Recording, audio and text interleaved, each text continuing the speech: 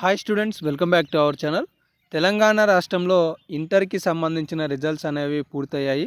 ఇప్పుడు 10th క్లాస్కి సంబంధించిన రిజల్ట్స్ అనేవి ప్రభుత్వం విడుదల చేయనుంది.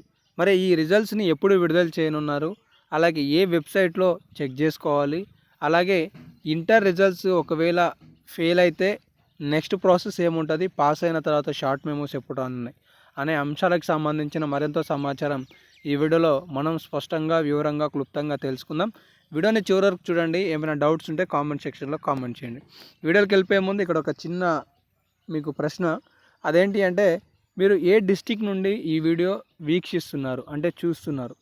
నల్గొండ అయితే ఎన్ఎల్జీ అని కామెంట్ చేయండి, సూర్యాపేట అయితే సూర్యాపేట, హైదరాబాద్ అయితే హెచ్వైడి, ఖమ్మం, కరీంనగర్, వరంగల్, నిజామాబాద్, ఆదిలాబాద్, మహబూబ్ నగర్, అలాగే జన్గాం, మేడ్చల్, ఏ ఏరియా నుంచి చూస్తున్నారో ఆ ఏరియాకి సంబంధించి మీ యొక్క కామెంట్ సెక్షన్లో కామెంట్ చేయండి.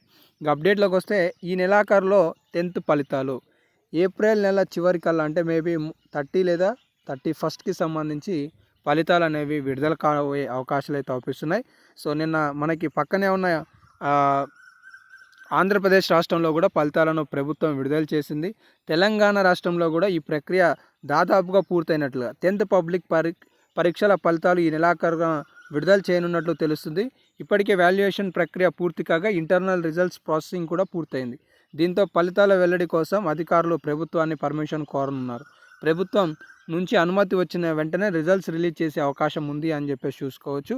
మెమోలపై మార్కులతో పాటు డివిజన్ పెట్టేలా లేదా అనే దానిపైన కూడా ఇంకా స్పష్టత రాలేదనేది చూసుకోవచ్చు.